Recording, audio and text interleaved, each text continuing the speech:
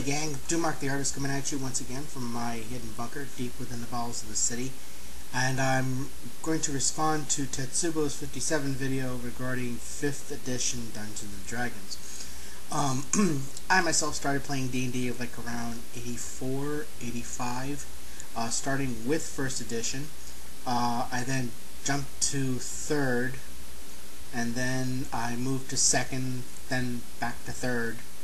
And, well, I did take out the 4th edition rules, but I think the problem is that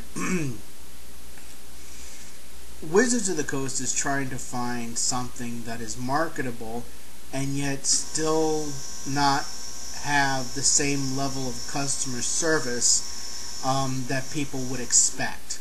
They want new shinies, they want new bells and whistles. And the thing is, a lot of us long-time gamers are going to see it for what it is, which is just more consumer marketing. If, you know, and plus there's a lot of folks that want to play old school Dungeons and Dragons, and so they go to eBay, they go to various other stores, and they try to look up the 1st and 2nd edition books and play those games, as well as 3rd, because those editions work for various people. Now, 4th edition probably does work for some folks. It doesn't for me. It didn't really do anything for me. So I don't necessarily believe that 5th edition will be that much better unless they try to capture the old school feel of the game. Now, there is actually a game that I found that has a lot of the old school feel to it, as well as some of the newer bells and whistles that people like about 3rd edition, which is Castles and Crusades. I recently picked this up for Christmas. I picked up the Player's Handbook and Monsters and Treasure. And if you have the 1st edition books and the 2nd edition books, it's really easy to convert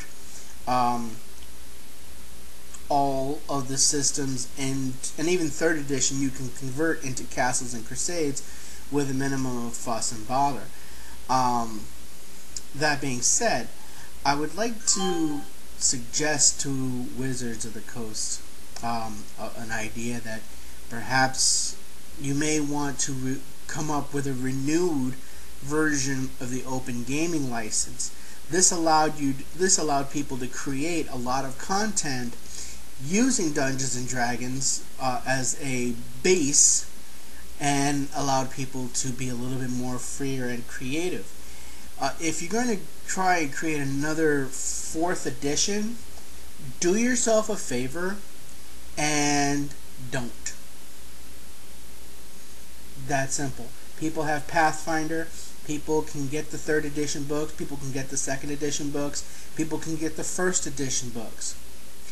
If you really want to impress somebody like me, why not a revamp of 2nd edition, incorporating things from the Player's Option books, which would be a really good step in the right direction, because it allowed character customization, but it was a little bit more realistic in terms of what people could learn and not learn. Of course, getting players to play that might be a little bit difficult, but hey, people are willing to try new things all the time. So, in the meantime, if you want that old school feel of gaming, pick up Castles and Crusades. It has a lot of the stuff from 1st edition, and you can easily port anything from the other games into your campaign, and from 1st and 2nd and 3rd edition. You could easily import it and not have too much of a problem. This is Dumark the Artist signing off. Slanchini Falcha. Have a nice day, and I will talk to you all later.